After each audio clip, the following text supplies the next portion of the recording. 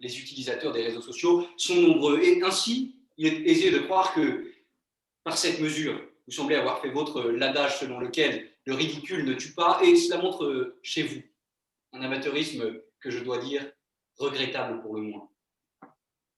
À entendre le gouvernement ce soir, il est aisé de croire que les réseaux sociaux sont les seuls responsables des maux qui affectent notre société. Alors que se dessine une frontière poreuse entre volonté et inefficacité, fort de son désarroi, le gouvernement a décidé de trancher pour la facilité. Impunément, il se targue d'agir en héros. Mais il s'avère en réalité qu'il fait de la démission son cheval de bataille. Mesdames et messieurs, le constat selon lequel les réseaux sociaux sont une source d'harcèlement, d'anxiété, bien entendu sans oublier d'addiction, est un constat que nous avons déjà dressé de longue date. Comment pouvez-vous espérer qu'en interdisant aux mineurs de moins de 16 ans de les utiliser, vous porterez le coup de grâce à cette gangrène qui n'a que trop duré? Alors que j'ignore encore si c'est le pragmatisme ou bien simplement le bon sens qui vient nous tirer par la manche ce soir, laissez-moi vous dire ô combien les réseaux sociaux sont une nécessité, et j'insiste sur ce mot, messieurs du gouvernement, une nécessité pour les nouvelles générations. Traduction d'une plaie béante qui ne demande qu'à être pensée. Comment oublier que ces derniers mois, isolés, les réseaux sociaux que vous souhaitez interdire, dont vous souhaitez interdire l'accès à ces mineurs de moins de 16 ans, ont été le refuge pour des millions de jeunes Français qui tentaient parfois en vain de lutter contre la solitude. Monsieur le député, monsieur le ministre, je prends votre question. Monsieur le député, comment expliquez-vous la hausse de 70% de la prise d'antidépresseurs pour les filles de moins de 17 ans cette dernière décennie? Cela s'explique parfaitement bien. Là où votre gouvernement est démissionnaire au possible, eh bien nous, notre opposition, souhaite agir en renforçant la réponse pénale. Nous ne laisserons pas tous ces jeunes dont vous parliez à l'instant, nous ne les laisserons pas sombrer. Et notre opposition les accompagnera, quoi qu'il en soit, soyez-en sûrs. Quant aux gages d'interaction, de socialisation, d'autonomie ou encore d'émancipation, leur suppression serait une grossière erreur dans laquelle les nouvelles générations se passeraient bien de tomber. Par ce projet, vous desservez d'ailleurs, et je me permets de le souligner, vos propres intérêts. Sans réouvrir le débat sur la France des oubliés, il n'est sûrement pas vain de vous rappeler que le seul lien, parfois distendu, mais il a tout de même le mérite d'exister, que nous entretenons avec la jeunesse, prend sa source dans les réseaux sociaux. Est-ce réellement la marginalisation des citoyens de demain que vous nous proposez ce soir? Souvenons-nous du lieu de naissance d'une prise de conscience sociétale pour l'écologie à travers la marche pour le climat le 8 septembre 2018, lors de laquelle pas moins de 150 000 citoyens se sont mobilisés. Souvenons-nous du lieu de naissance de cette levée de bouclier contre le racisme ou encore contre les violences policières avec les mouvements Black Lives Matter, lors de laquelle les jeunes se sont mobilisés. Souvenons-nous que le pouvoir d'initiative de ces jeunes n'a d'autre source que les réseaux sociaux. Par ce projet, vous condamnerez des pépinières de talent et vous rendrez aride un terreau prometteur. Et ça, nous le refusons. Nous le refusons catégoriquement. Notre opposition propose donc d'accroître de façon considérable la sensibilisation des utilisateurs et de leurs parents, avec une large campagne d'information. Et nous ne le laisserons pas sombrer. Là où vous prenez l'interdiction, nous prenons l'information. Là où vous prenez l'infantilisation, nous prenons la responsabilisation. Et enfin, là où vous prenez l'abandon, nous prenons la judiciarisation. Mesdames et messieurs, face à ce constat morose, à vous désormais d'établir un choix entre le pragmatisme et la complaisance.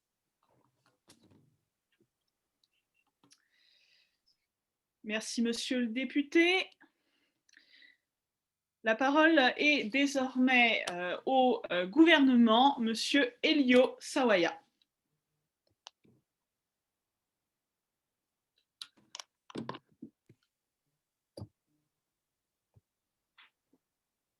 Interdire les réseaux sociaux pour les moins de 16 ans est une mesure pour le moins draconienne. Mais mettre en application cette interdiction sans rien faire de plus serait tout comme confisquer son jouet à un enfant avant de le lui rendre, à savoir inutile.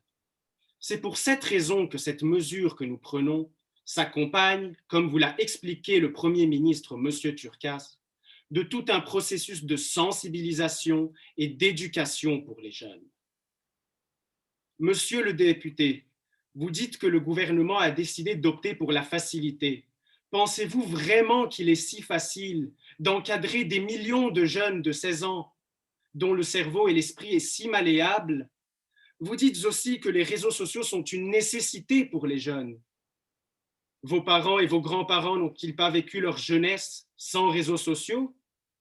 Ensuite, c'est bien de dresser des constats comme vous le faites, mais il faut ensuite agir.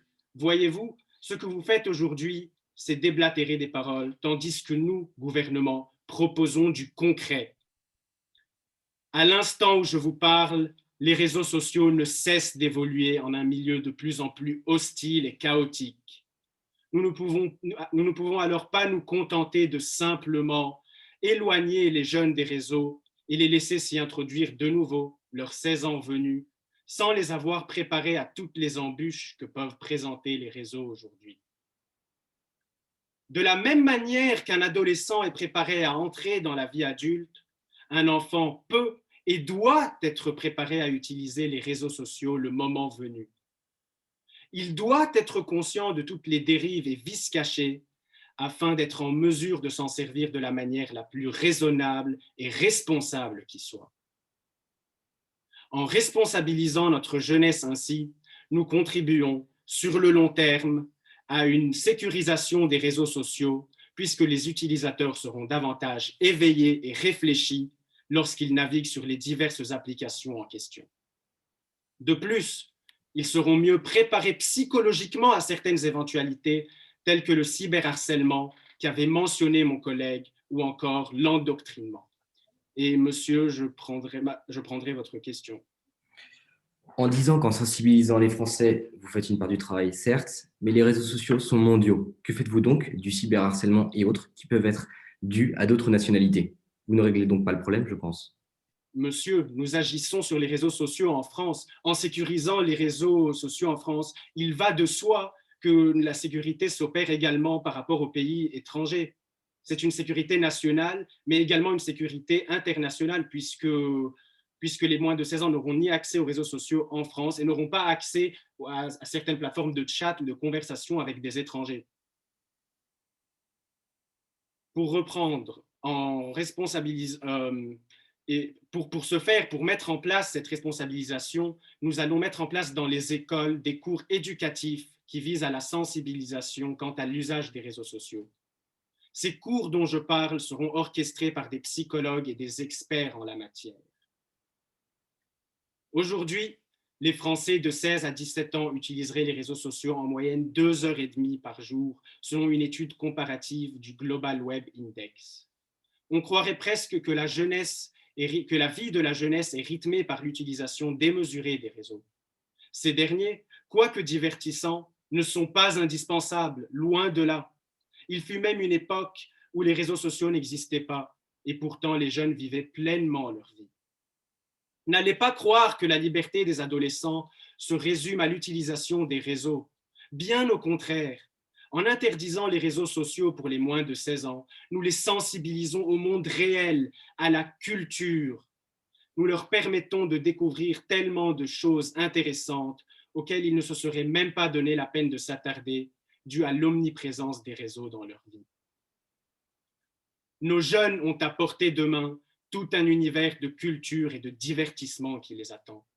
Il faut simplement susciter leur curiosité. En tant que ministre de l'Éducation, je mettrai en place dans les écoles primaires et les collèges des ateliers culturels et éducatifs qui engloberont des domaines en tout genre. L'écriture, la lecture, la peinture, le théâtre, l'éloquence, le sport, les jeux de société et bien plus encore. Toutes ces choses qui font une adolescence plus riche et, disons-le, plus saine. Ce soir, nous sommes confrontés à un choix. Et pourtant, ce choix n'est pas très difficile à faire. Cependant, beaucoup, notamment les membres de l'opposition, remettent en cause notre projet au nom de la liberté. Cessons une bonne fois pour toutes d'ignorer les méfaits des réseaux sociaux sous prétexte que notre liberté est en jeu et rappelons-nous que la liberté commence où l'ignorance finit. Merci, Monsieur le Ministre. La parole est désormais au deuxième député, donc Monsieur Grégoire Ignard.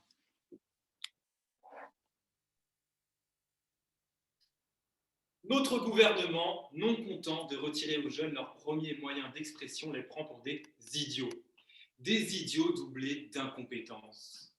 Ce gouvernement voudrait donc interdire l'accès aux réseaux sociaux aux moins de 16 ans. Il faudrait donc que chaque utilisateur français prouve son âge, et ce, notamment par une carte d'identité. Effectivement, nous ne sommes plus au temps de nos grands-parents, et les réseaux sociaux ont pris une place énorme dans la vie des jeunes. Mais mesdames et messieurs, que faites-vous des VPN ? Un VPN est un réseau privé virtuel. Grâce à ce type de logiciel, une personne peut modifier son adresse IP, donc sa position sur la planète, et donc la loi à laquelle elle obéit. Une personne de moins de 16 ans se trouvant à Paris peut donc modifier son adresse IP et apparaître comme étant à Tokyo, par exemple. À ce moment-là, elle ne sera plus soumise à la législation française et à la limite d'âge que vous tentez d'imposer. On pourrait croire qu'un tel logiciel est complexe, mais il n'en est rien. On trouve des VPN gratuitement sur Internet avec une simple recherche Google, malgré leur illégalité. Ces VPN sont paramétrables en quelques secondes. Il faut seulement quelques minutes à un jeune pour rendre votre loi inutile. Par cette loi, le gouvernement contraint les Français sur les réseaux sociaux à communiquer leur carte d'identité aux réseaux sociaux. Cela leur permettrait de prouver leur âge. Mais dois-je vous rappeler les informations contenues dans la carte d'identité ? Nom, prénom, adresse, date et lieu de naissance. Vous permettez aux réseaux sociaux d'avoir une fiche précise et certifiée par l'État de chaque Français inscrit sur la plateforme.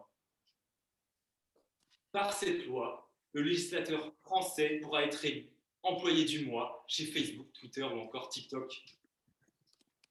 Placer les Français face à un dilemme. Dois-je respecter les lois françaises et communiquer ma carte d'identité aux réseaux sociaux, ou dois-je ne pas respecter cette loi et glisser dans l'illégalité en utilisant un VPN pour protéger mes informations et ma vie privée ? Encore une fois, ce projet de loi prouve que vous ne savez pas comment fonctionnent les réseaux sociaux et plus largement Internet. Messieurs, nous ne sommes plus à l'époque de vos grands-parents. Messieurs, votre loi, en plus d'être inefficace, est dangereuse pour les Français. Une inefficacité qui coûte très cher. Comme disait Benjamin Franklin, un peuple prêt à sacrifier un peu de liberté pour un peu de sécurité ne mérite ni l'une ni l'autre et finit par perdre les deux. Monsieur, je vous écoute, je vais prendre votre question. Monsieur le député, que faites-vous du fait que l'utilisation d'un VPN pour contourner la loi est complètement illégale et punissable par la loi et que les IP des VPN sont déjà bloqués dans les réseaux sociaux? Monsieur, cette question, il va pas falloir la poser à moi. Il va falloir la poser aux jeunes qui utilisent des VPN, des jeunes qui utiliseront des VPN, des jeunes qui s'en fichent clairement du fait qu'un VPN soit illégal, car ils ne sont jamais retrouvés. Mais je vous invite à leur poser la question. Vous proposez la création d'une nouvelle loi applicable. À cela, nous proposons l'application des lois déjà existantes. Par cette nouvelle barrière fixée à 16 ans, vous faites un constat d'échec. Ce constat est le suivant. Les réseaux sociaux sont une telle zone de non-droit que ce n'est pas la place d'un mineur de moins de 16 ans. Mais une zone de non-droit, ce n'est la place d'aucun Français, ni mineur, ni majeur, 16 ans ou pas 16 ans. Pour cela, c'est pourquoi, par notre contre-projet, nous voulons que les réseaux sociaux deviennent des lieux où le droit est simplement appliqué. Pour cela, nous passons par une chose simple. L'application de la loi française sur les réseaux sociaux. Nous voulons responsabiliser les internautes. Nous voulons qu'une personne commettant une infraction sur un réseau social soit poursuivie de la même manière qu'une personne commettant une infraction dans la vie quotidienne. Nous voulons que disparaisse ce sentiment d'impunité. Une personne qui harcèle sur les réseaux sociaux doit être traduite en justice. Une personne qui diffuse un discours d'apologie du terrorisme doit passer devant un juge. L'autorité judiciaire doit reprendre sa place de gardienne de la liberté individuelle. Pour cela, nous procédons à la création au sein de la police d'une nouvelle unité, l'unité de lutte contre la cybercriminalité. En outre, nous voulons également que les plateformes prennent leurs responsabilités. Il n'est pas normal qu'une plateforme fasse de la promotion de contenus dangereux comme TikTok. C'est pourquoi nous sanctionnerons les plateformes diffusant des contenus illégaux, et cela par des amendes pécuniaires. Votez-la. Votre loi est inutile et pousse les Français à choisir l'illégalité pour sauver leurs infos personnelles. Et comme disait Montesquieu, les lois inutiles affaiblissent les lois nécessaires. Eh bien, mesdames et messieurs, ce soir, refusez une loi inutile pour mieux appliquer les lois nécessaires. Merci, monsieur le député. Nous accordons désormais la parole au rapporteur du gouvernement, secrétaire général, monsieur Ezzeldine Amir.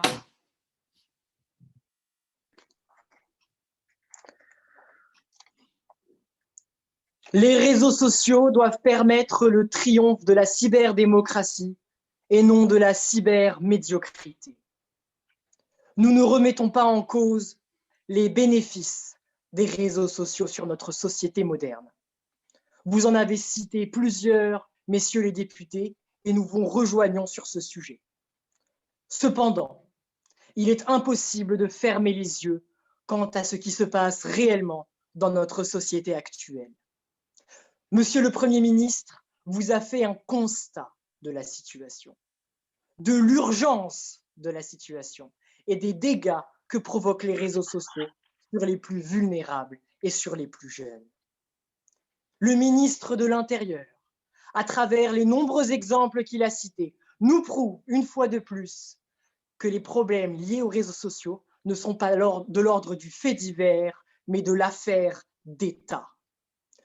Lorsque la radicalisation, lorsque l'intolérance, lorsque la dépression, lorsque l'isolement et les fractures sociales sont une cause et la conséquence qui arrive à notre jeunesse française, nous ne pouvons faire la sourde oreille et compter sur l'applicabilité de nos lois auprès des différentes plateformes. Le cas de Twitter extrêmement récemment nous prouve que nous ne pouvons compter sur une régularisation faite par les entreprises privées sans l'intervention de l'État. Monsieur le ministre de la Santé vous a parlé de la prévention, qu'il nous faut impérativement être capable de préparer les jeunes, de les préparer à ce monde pour que, comme l'a dit monsieur le député, les Français puissent utiliser les réseaux sociaux pour les bonnes raisons. Alors, monsieur le chef de l'opposition, vous avez commencé votre débat en nous parlant des nombreux bienfaits des réseaux.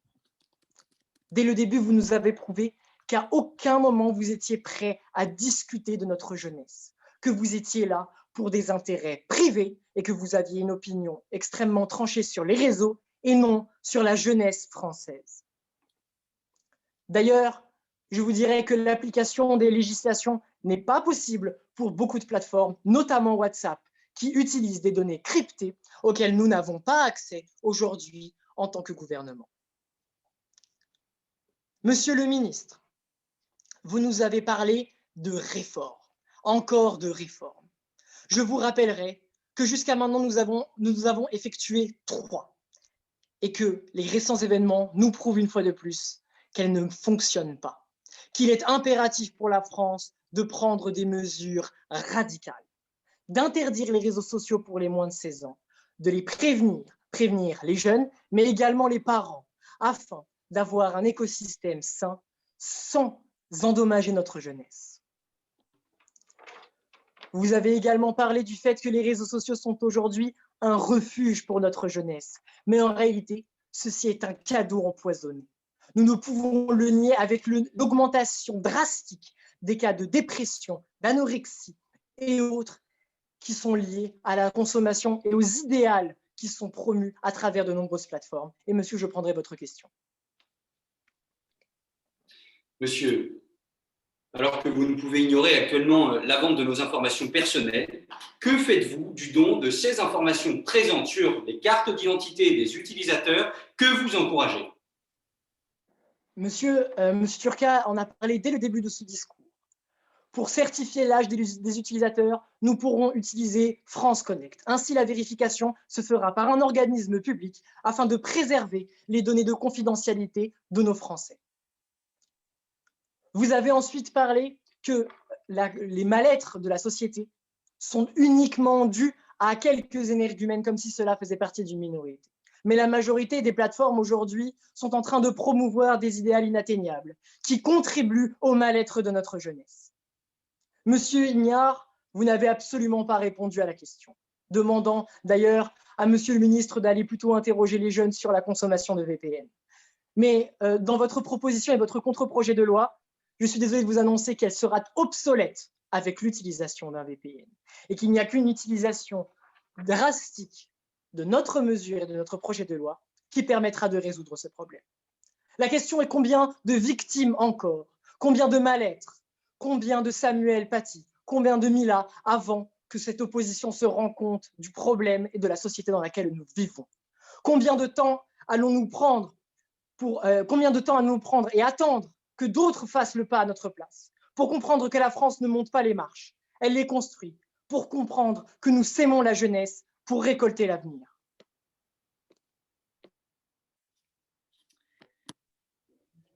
Merci, monsieur le secrétaire général. La parole est désormais à monsieur Camille Roccassera pour l'opposition.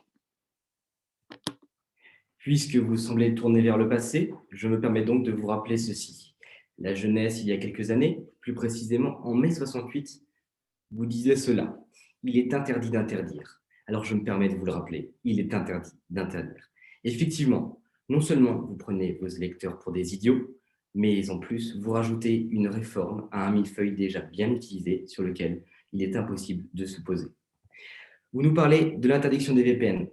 Certes, vous avez raison, c'est votre droit. Pour autant, aujourd'hui, les films sont déjà interdits pour le téléchargement en streaming, c'est illégal. Vous avez créé un organisme pour lutter contre cela. Il s'agit d'Adobe, pour autant, quel échec. Et vous voulez le renouveler. Aujourd'hui, nous prononçons quelque chose de bien meilleur. Certes, vous les donnez comme illégaux, pour autant, chacun peut y avoir recours. Et cela, ça ne change pas.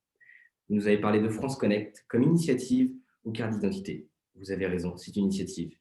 Mais ô combien, vous le savez, tout le monde préfère la facilité. Ainsi, croyez-vous que les enfants de 16 ans iront sur France Connect, créer un compte et ainsi resuivre votre formule? Pour autant, la carte d'identité est dans leur poche, elle est bien plus aisée, ils l'utiliseront bien plus aisément.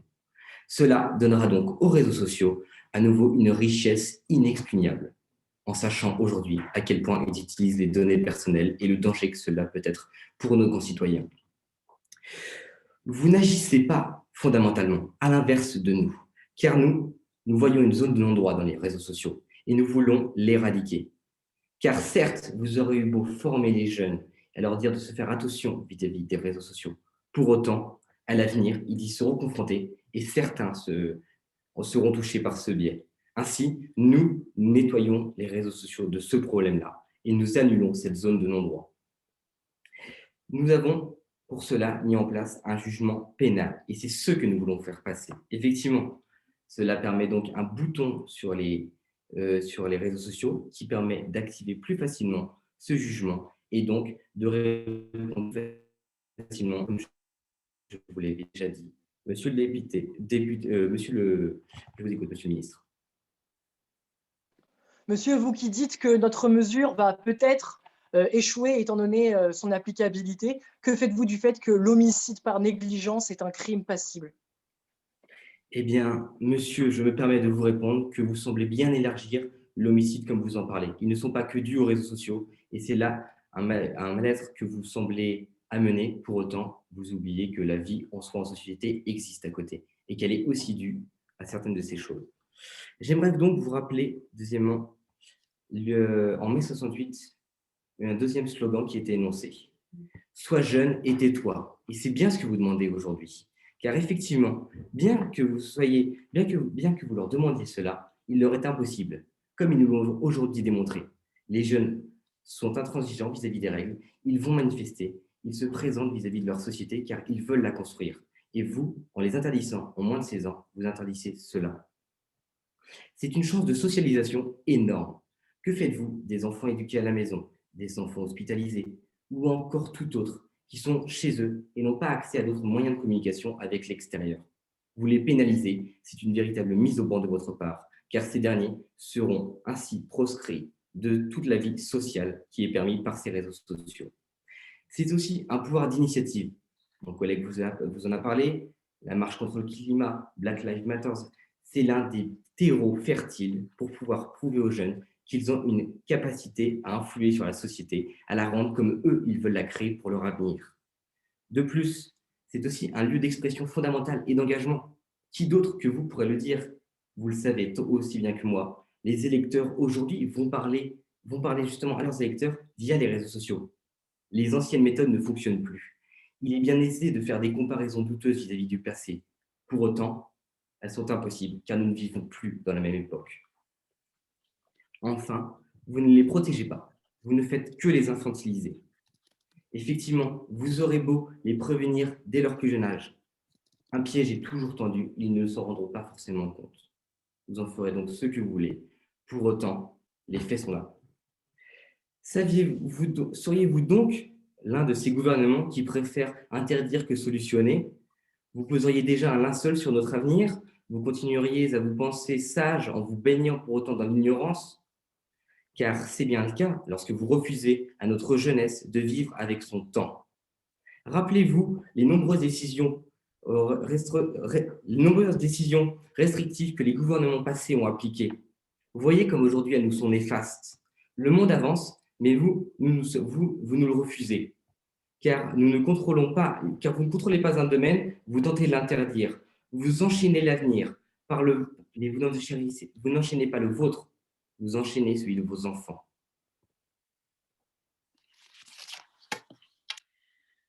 Merci, monsieur le rapporteur de l'opposition.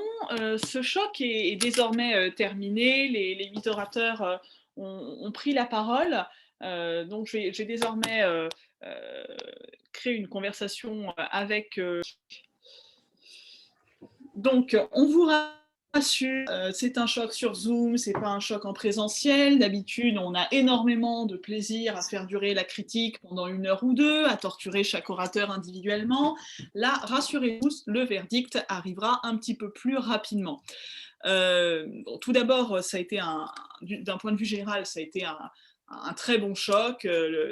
L'ensemble du jury a été agréablement surpris par les prestations des différents orateurs et pour la qualité des arguments proposés. Voilà, si je devais soulever 2 points au niveau général, faites bien attention pour le gouvernement à bien définir votre projet de loi, définir les termes du sujet, définir les modalités d'application, parler aussi du contexte historique et légal existant. Là, on n'a entendu nulle part dans le débat que finalement les réseaux sociaux étaient déjà interdits pour les mineurs, mais à l'âge de 13 ans, donc on aurait quand même aimé ce petit rappel historique.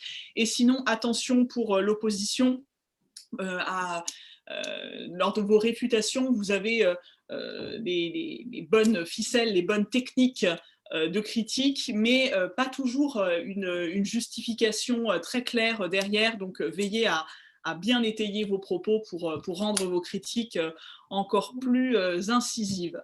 Je laisse les deux autres membres du jury donner leur point de vue général sur ce débat.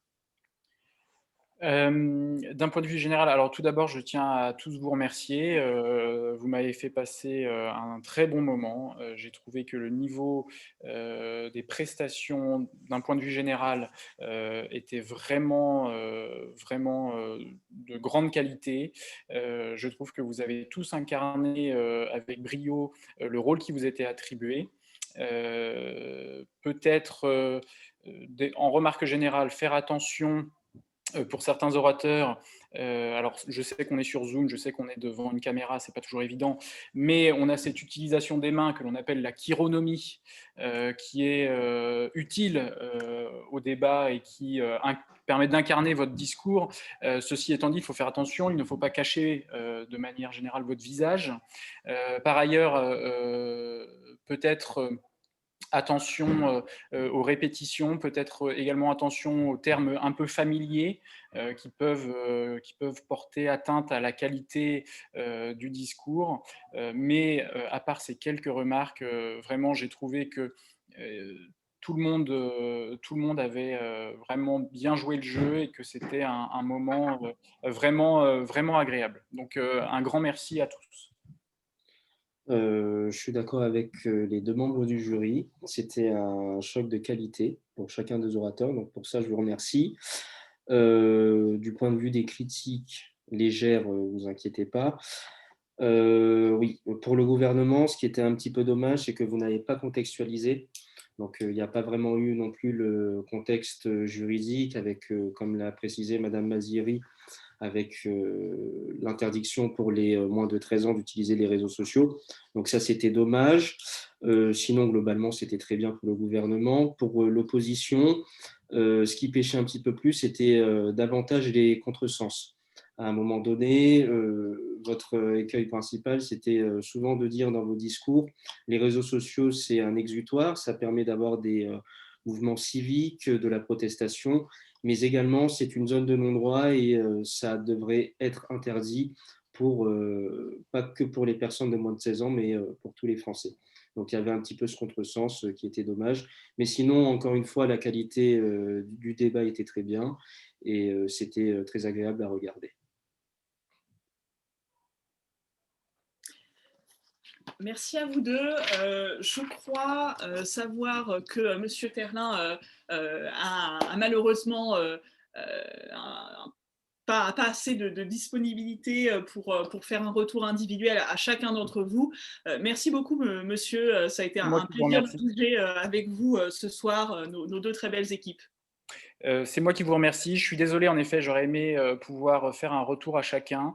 Si je peux faire un retour que chacun peut garder ce soir, c'est continuer à participer à ce genre de manifestation, continuer à tous vous investir dans ce genre d'association.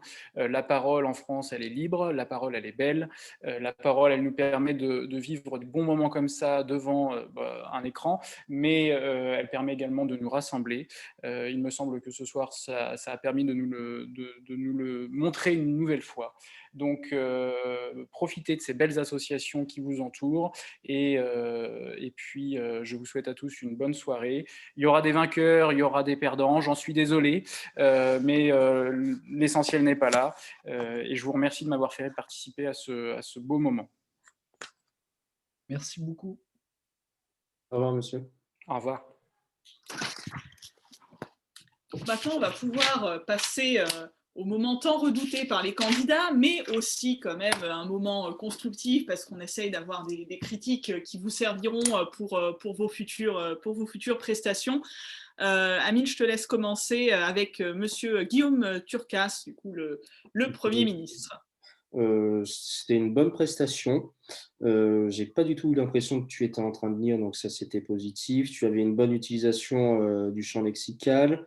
Par rapport à la sécurité aussi, j'ai bien aimé. Les exemples d'actualité aussi étaient pertinents, notamment avec Antonella qui avait 10 ans et qui est morte étouffée avec un jeu de TikTok. Le professeur Paty aussi. Tu as bien décliné l'application, même si on aurait aimé pour un Premier ministre que tu sois plus dans le concret, parce que c'est ton rôle de vraiment préciser comment tu comptes appliquer ce projet de loi.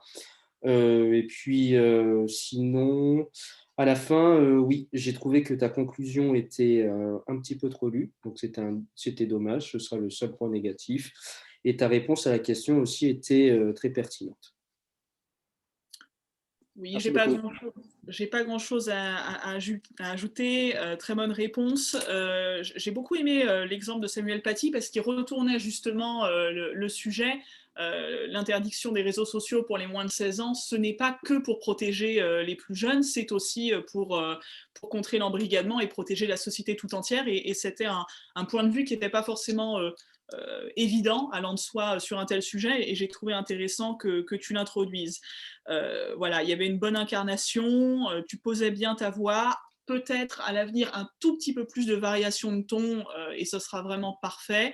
Je ne vais pas trahir le secret du délibéré, mais un juré a même dit, on aurait cru entendre Monsieur le Premier ministre Castex. Alors bon, j'aurais pas été jusque-là parce qu'il manque quand même ce petit accent du sud-ouest qui fait tout le charme de Monsieur le Premier ministre, mais voilà, il y avait une bonne incarnation de ce côté-là. Amine l'a précisé, attention, bien définir les réseaux sociaux, donner un petit peu de contextualisation historique et juridique, et puis parler un petit peu des modalités, parce que vous parlez quand même d'une interdiction. Voilà. Comme quelles sont les modalités concrètes, comment ça va se passer, est-ce qu'il y aura un organe de régulation, est-ce que les réseaux sociaux seront impliqués dans cette vérification, est-ce qu'il y aura des collaborations internationales, voilà, un petit peu plus de détails sur les modalités, sur la faisabilité de votre projet de loi.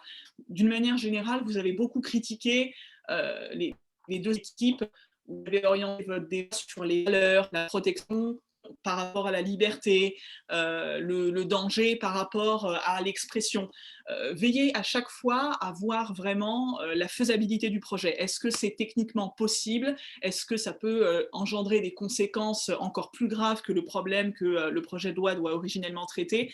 Et en fait, voilà, ces modalités, ça va permettre au gouvernement d'être plus serein sur son projet de loi, d'avoir moins de failles sur lesquels s'exposer, et en même temps, ça permet à l'opposition d'avoir finalement plus d'angles sur lesquels rebondir, par exemple la faisabilité technique, est-ce que financièrement c'est réaliste, voilà, ça vous donne plein de portes d'entrée également, donc tout ce sujet de la faisabilité du projet de loi ou du contre-projet, c'est vraiment un sujet central sur lequel on vous attend en tant qu'orateur, et ça c'est valable pour les deux équipes. Du coup, maintenant, Monsieur Stepanovski, du coup, chef de l'opposition. Alors, le chef de l'opposition aussi, bonne prestation.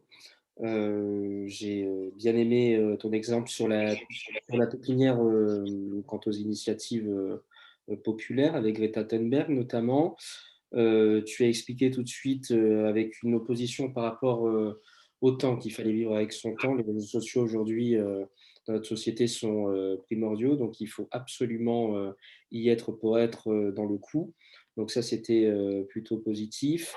Ton contre-projet, là, c'est le petit point sensible. Comme pour aussi le chef du gouvernement, c'est que tu n'es pas suffisamment rentré dans le concret pour moi. Ça veut dire que tu as parlé de la sensibilisation des jeunes, mais on n'a pas vraiment su de quelle façon ça pouvait s'appliquer. Donc, c'est le petit point négatif, je dirais. Sinon, ta conclusion était bonne. J'ai bien aimé l'utilisation des lumières. C'était intéressant. Donc, une prestation qui était aussi tout à fait satisfaisante. Oui, j'ai pas grand-chose à ajouter. Les exemples étaient bons. C'est toujours très drôle de voir un orateur en costume, cravate et lunettes, et Dieu sait que j'apprécie les costumes, ce n'est pas du tout une critique, nous parler de Greta Thunberg. C'est voilà, c'est ce genre de petits anachronismes, de petits décalages que j'affectionne particulièrement, mais c'est toujours intéressant. Non, peut-être... c'était une très bonne allocution. Juste attention lorsque tu parles de contre-projet à ce que ça n'intervienne pas trop tôt dans ta prise de parole. En fait, tu as parlé du contre-projet dès la 2e ou 3e minute de ton discours et on avait finalement l'impression que les rôles entre le gouvernement et l'opposition s'inversaient. D'ailleurs, la question qui t'a été posée par le gouvernement était clairement une question contre-projet, et on avait l'impression que les rôles étaient totalement inversés, et ça brouille un petit peu les cartes dans le débat. Donc, un contre-projet, ça peut toujours être utile, mais généralement, voilà, ça doit intervenir dans les dernières minutes d'un discours de chef de l'opposition. Et sinon, c'était une très bonne prestation. Du coup, monsieur Karl Sawaya. Oui, Karl Sawaya, très bonne prestation, vraiment. Dès les premiers instants de ta prise de parole, tu réponds directement au chef de l'opposition. Tu as tout de suite abordé le sujet des VPN, donc ça c'était positif. Tu as parlé aussi de toutes les dérives des réseaux sociaux, que ce soit la pédophilie, pardon, aussi l'islamisme, donc ça c'était très bien. Tu as repris les exemples du Premier ministre, donc d'un côté ça peut être positif aussi. Moi, j'ai bien aimé, ça a prouvé une cohérence gouvernementale qui était appréciable à écouter, mais également, ça peut être répétitif. Donc, il faut savoir ajuster au bon niveau. Donc, toi, plutôt, c'était réussi. Le seul point négatif que j'apporterai, c'est quand tu as parlé de perversion. Le terme est malheureux. Je ne pense pas qu'un gouvernement soit là pour juger ce qui est pervers ou pas. Donc, c'est juste le terme de perversion qui était dommage. Tu aurais pu parler de comportement pénalement répréhensible. Donc, c'est juste ce petit bémol. Tu as eu une très bonne réponse à la question, remplie d'humilité. Tu as dit non. Enfin, tu es parti du constat que non, vous ne pouviez pas le faire. Mais en même temps, tu as inversé le truc en disant que, et même si on ne sait pas, plus tard, on pourra s'arrêter sur cela. Donc, j'ai trouvé ta prestation très positive. Oui, je suis tout à fait d'accord avec toi, Amine. Moi, j'ai beaucoup aimé ton fil argumentaire, notamment le rappel finalement du concept erroné de liberté. C'est vrai que la liberté peut s'entendre sur deux aspects, et est-ce qu'il y a vraiment une liberté quand l'individu est en danger. Juste quelques petits conseils. Attention lorsque vous utilisez des chiffres à ce qu'ils soient cohérents d'un orateur à l'autre. M. Turcas utilisait le chiffre de 3/5 des Français, des jeunes Français victimes de cyberharcèlement. Toi, tu nous parles de 50% des Français victimes d'atteintes sur Internet. Voilà, peut-être que vos chiffres sont bons et concernent deux réalités différentes, mais du coup, nous, en tant que jury, c'est beaucoup plus simple limite de nous marteler un seul et même chiffre, ou alors de bien en tout cas coordonner vos arguments. Attention aussi au niveau des exemples. Tu as réutilisé les mêmes exemples que ton prédécesseur, ce qui n'est pas un problème en soi, mais du coup, il aurait peut-être mieux valu vous répartir à deux les exemples. Un discours, c'est comme une musique. On aime bien entendre le même thème général d'un orateur à l'autre. Hein, ça participe à la cohérence générale du morceau, mais on aime bien qu'il y ait quelques notes qui changent ou quelques instruments. Et là, ça aurait été intéressant d'amener un exemple différent, ou voilà, un tout petit peu plus de changement. Attention à certains mots, notamment lorsque tu minimises un peu la situation. Tu as parlé de conséquences fâcheuses pour parler de suicide, de cyberharcèlement. C'est un petit peu léger lorsqu'on parle de sujets aussi graves. Voilà, lorsqu'on est coincé dans les embouteillages, c'est une conséquence fâcheuse. Lorsqu'on n'arrive pas à ouvrir un pot de confiture, c'est une conséquence fâcheuse. Quand des jeunes de moins de 16 ans se suicident, c'est pas une conséquence fâcheuse. Donc voilà, c'était simplement un petit point de vigilance à souligner. Mathieu Muriot, désormais, donc le premier député de l'opposition. Mathieu Muriot, très bonne prestation, très bon ton, très bonne, comment expliquer, très bonne prise sur la scène, entre grosses guillemets, ça veut dire que tu avais une présence, c'est le terme que je cherchais. Ta présence est vraiment très concrète, on voit, tu maîtrises, tu as tout l'habitus d'un homme politique, donc c'était très agréable à voir. Du côté des points négatifs, je dirais que tu tombais un petit peu dans la critique facile. Ça veut dire que notamment au tout début, tu expliques que votre opposition est contre les cartes nationales d'identité, mais on ne sait pas pourquoi. Donc tu critiques la carte d'identité, le fait de décliner les informations, mais je n'ai pas vraiment compris pourquoi.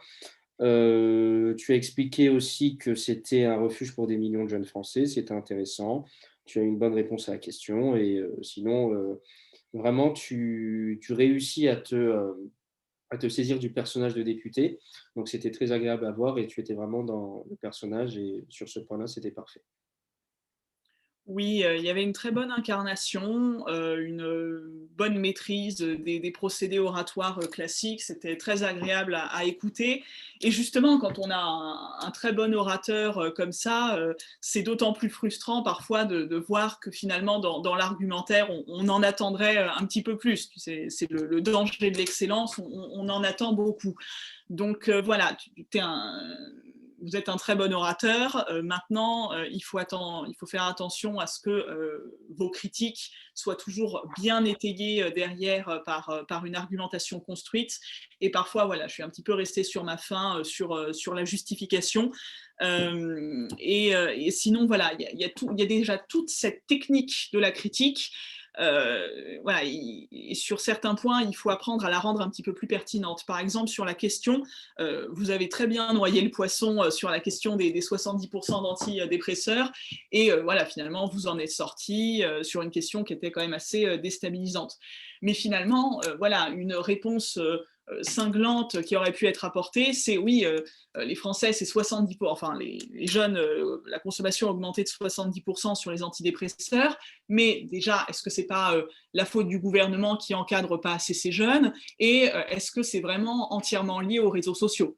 Voilà, c'était finalement deux manières critiques de procéder qui incriminaient directement le gouvernement, mais là, c'était entre guillemets de la critique justifiée. Donc, comme quoi, il y a des moyens d'être critique, mais il faut toujours que ce soit justifié, étayé, mais il y a toujours des moyens de le faire, et je sais que vous trouverez des moyens de le faire plus tard. En tout cas, c'était quand même une excellente prestation, et merci pour cela. Elio Sawaya, désormais. Le ministre de l'Éducation nationale, oui. C'était une prestation qui était très bonne pour faire une analogie avec le vin. J'avais parlé pendant les délibérés que ta prestation, elle était ronde. Ça veut dire que tu étais compétent, tu savais placer ton ton et ta voix et tu avais des arguments. Donc, c'était très intéressant. Les petits points négatifs, au début, c'était plutôt lu, ça se voyait. Donc ça, c'était dommage. Cependant, ta conclusion n'était plus lue du tout. Donc là aussi, ça s'est vu. Tu as apporté plusieurs chiffres qui étaient intéressants. Tu as eu une bonne réponse à la question et tout de suite, tu as apporté l'argument qui, pour moi, notamment, était le plus évident par rapport à l'opposition qui était contre cette interdiction. C'est que tu as directement dit que avant, au préalable, que ce soit les grands-parents ou des personnes plus âgées, les réseaux sociaux n'existaient pas. Et malgré cela, les personnes étaient tout à fait heureuses et pas moins malheureuses. Donc, c'est une prestation qui était globalement très appréciable à écouter. Tu étais également aussi très concret, ça veut dire que tu apportais des arguments. Et puis, tu as eu aussi l'utilisation de questions rhétoriques, donc c'était intéressant. C'est une bonne prestation. Oui, j'ai pas grand-chose à ajouter. Les arguments étaient intéressants. On avait une approche un petit peu à la Victor Hugo, fermer des prisons, enfin, ouvrez des écoles, vous fermerez des prisons. Là, on avait un peu l'inverse, interdisez l'accès aux réseaux sociaux et vous remplirez des bibliothèques, des salles de cinéma, des salles de musique, que sais-je. Bon, je ne sais pas si un adolescent de 15 ans en pleine crise d'adolescence, tu peux résolument dire on t'interdit TikTok, mais apprends la flûte traversière, ce sera un petit peu plus difficile à mettre en pratique, mais voilà, c'était un propos un peu rousseauiste, un peu angélique, assez sympathique. Attention un petit peu à la lecture, j'ai eu l'impression que ta première partie de discours était lue, ça s'est amélioré par la suite, mais voilà, fais attention à cet élément. Le deuxième député de l'opposition, M. Grégoire Ignard. Oui, alors tu as été l'un des seuls à vraiment définir précisément un élément, notamment le VPN. Au début, pour moi, ça ne m'a pas apparu très pertinent, mais en écoutant la suite de ton propos, je me suis dit, bah oui, tout à fait, il a tout à fait raison, parce qu'en fait, je m'étais dit que tu expliques qu'avec le VPN, on peut être localisé dans un pays étranger avec une identité et un âge différent. Je me suis dit, mais combien de personnes, combien de jeunes de plus de 16 ans, de moins de 16 ans vont faire cela? Mais après, a posteriori, avec le propos du secrétaire général de l'opposition et l'exemple d'Adopi et des films en streaming, je me suis rappelé que la plupart des films qui étaient streamés, c'était fait par des jeunes. Donc cet exemple-là était très intéressant. Après, sur les critiques constructives, il y en a deux. La première, c'est que tu n'es pas le seul à qui c'est arrivé. Ça veut dire qu'il y a un contresens à un moment dans ta prise de parole. C'est dans le sens où tu expliques que les réseaux sociaux sont une place de non-droit et que normalement aucun Français ne devrait pouvoir y accéder. Et dans le même temps, il y a M. Amuriot qui expliquait que c'était un refuge pour des millions de jeunes Français. Donc c'est ce contresens qui était dommage et que j'avais noté. Et la seconde critique, c'est que la réponse à la question aussi, je pense, elle t'a déstabilisé. C'était dommage parce que j'ai trouvé que tu avais un très bon ton et que tu étais bien tranché. Quand tu affirmais quelque chose, tu mettais avec tes mains la forme et la voix aussi un petit peu autoritaire. Donc ça, c'était bien. Mais à un moment, tu as utilisé, c'est un détail, mais c'est important, tu as dit je m'en fiche, ou tu as utilisé le terme je m'en fiche ou fiche. Et ça, j'ai trouvé ça dommage. Donc sinon, c'était sur la forme, c'était bien. Sur le fond, c'était un peu moins bien, mais avec de grosses guillemets, il n'y a rien de très grave. Donc c'est juste le contresens et faire attention aussi au langage familier. Non, c'était une bonne prestation. Il y avait en fait beaucoup d'idées intéressantes, mais j'ai l'impression parfois un manque de temps pour toutes bien les expliquer. Peut-être à l'échelle de l'équipe, vous devriez vous répartir les arguments un petit peu différemment, mais c'est vrai que finalement, toi, il y avait beaucoup d'idées intéressantes, mais comme tu n'avais pas tout le temps nécessaire pour les développer, tu as été amené à faire quelques raccourcis qui du coup peuvent prêter à confusion. Typiquement, le terme de zone de non-droit, voilà, le terme en lui-même va en contradiction avec le refuge des libertés que dépeignait le reste de ton équipe, mais c'est vrai que c'est un argument intéressant, à savoir si on interdit les réseaux sociaux aux jeunes de 16 ans, enfin avant 16 ans, sur l'argument de la maturité intellectuelle, est-ce que vraiment un jeune de 18 ans, il est plus mature intellectuellement? Et là, on aurait pu enchaîner sur la question de l'âge de la citoyenneté, l'âge du droit de vote, enfin ça ouvrait plein d'analogies qui auraient pu être intéressantes. Et là, voilà, je me disais, il a une super idée, c'est dommage qu'il ne la pousse pas jusqu'au bout et qu'il utilise ce terme qui peut prêter à confusion. Pareil, finalement, sur l'idée du VPN, et c'est vrai que tu as été l'un des seuls à rentrer dans ce détail-là, dans le détail des modalités d'interdiction et des possibilités de contournement. Et puis enfin, voilà, l'idée selon laquelle finalement c'est la justice qui doit avoir le dernier mot sur cette question et que cet arsenal judiciaire, pour le coup, il existe déjà. Donc voilà, il y avait plein de bonnes idées. Veille peut-être, voilà, te focaliser sur une ou deux idées que tu juges très fortes et bien les développer plutôt que voilà, avoir beaucoup d'ambition et pas toujours le temps de tout bien expliquer. Donc maintenant on passe aux secrétaires généraux. Je crois que maintenant ça s'appelle rapporteur. Il y a eu une réforme du championnat, ça a changé de nom. Je suis toute perdue avec ça. Donc monsieur Ezzeldin Amir. Alors le rapporteur du gouvernement, oui, très bonne prestation. J'ai pas du tout eu l'impression que c'était lu, même absolument pas. Donc peut-être qu'il y avait une astuce ou pas du tout, je pense pas.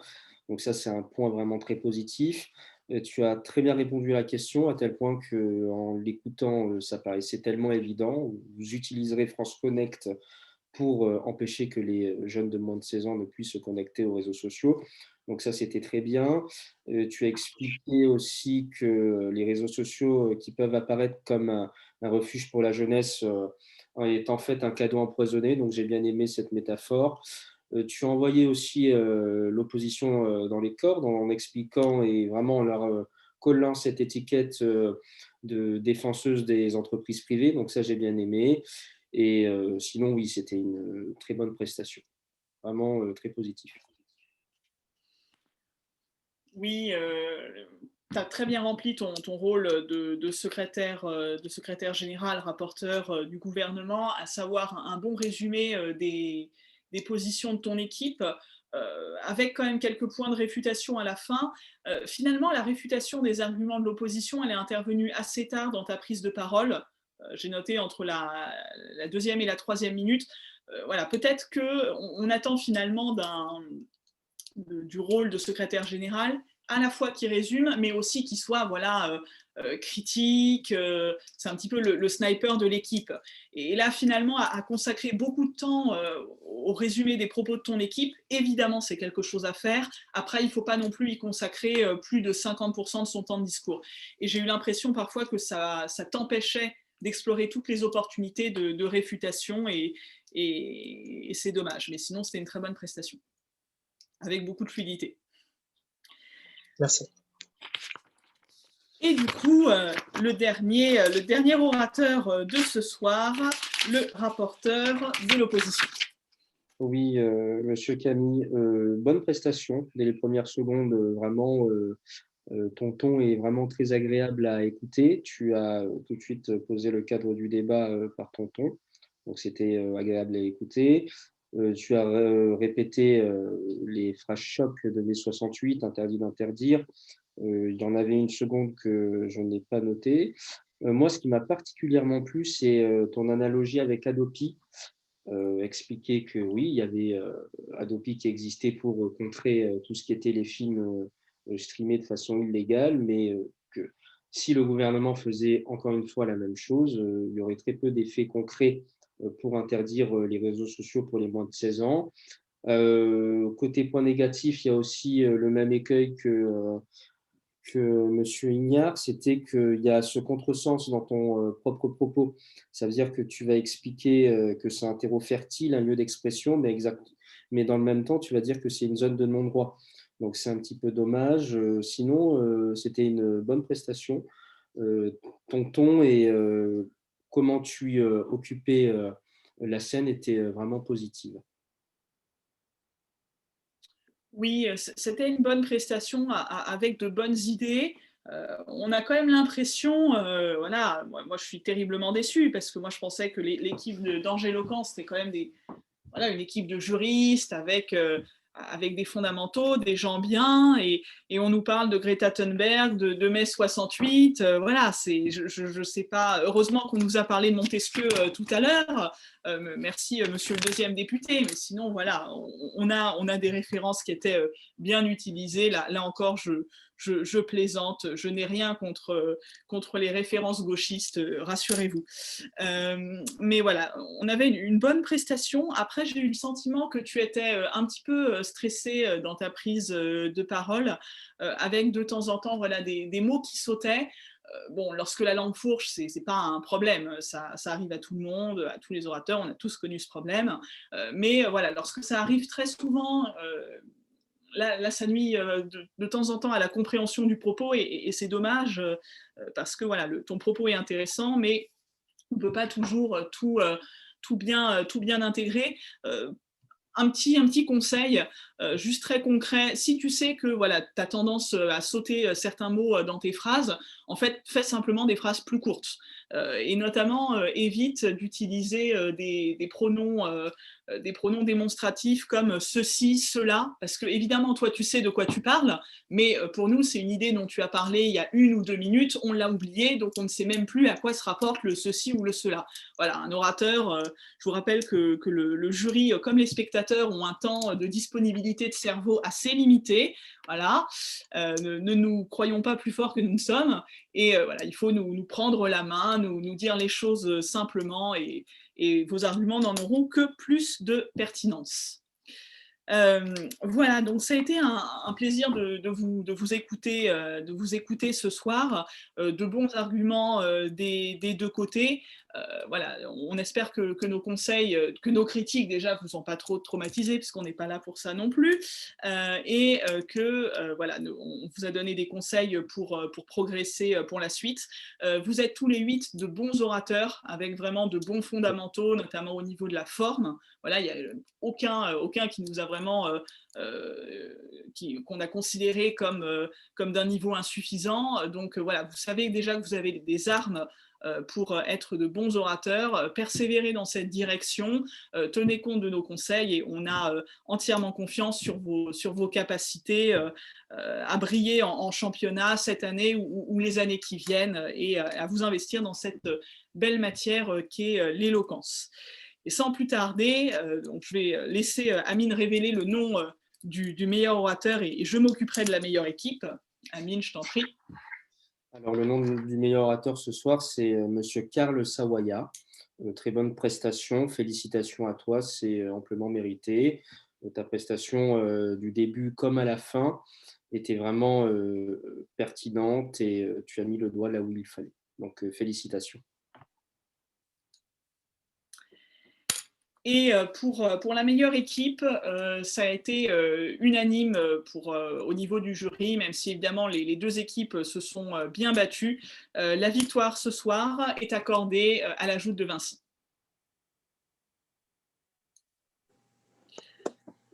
Voilà, encore félicitations aux 2 équipes. Ça a été un très beau choc. Voilà, ça fait plaisir de voir que les orateurs sont toujours de très bonne qualité, malgré le confinement, malgré la distance, et que vous arrivez à progresser. Voilà, je ne sais pas trop où chacune des équipes en est dans le championnat, mais du coup, bonne chance aux 2 équipes pour la suite, si elles sont amenées à concourir. Et si malheureusement il y en a pour qui malheureusement l'aventure s'arrête ce soir, c'est arrivé à des gens très bien. J'ai vécu ça 2 années de suite. Amine, non, puisqu'il a gagné le championnat brillamment en 2019. Mais voilà, l'essentiel, c'est aussi les progrès qu'on peut faire. Et vous êtes vraiment 8 très bons orateurs, et on a hâte de vous revoir et de constater vos progrès sur les prochains chocs. Merci à tous. Bon courage pour faire vivre l'éloquence dans vos associations respectives, et malgré le confinement, et à très bientôt, j'espère. Bonne soirée. Bonne soirée. Bonne soirée à vous aussi, merci beaucoup. Merci, très bonne soirée. Merci beaucoup, félicitations à la Joute. Bravo. Merci, bravo aussi. Et merci à l'éloquence pour ce débat. Merci beaucoup. Bonne soirée. Bon, bonne soirée à toi, Amine, et peut-être à bientôt pour un nouveau choc. Avec plaisir, Céline. Allez, à plus. À plus tard.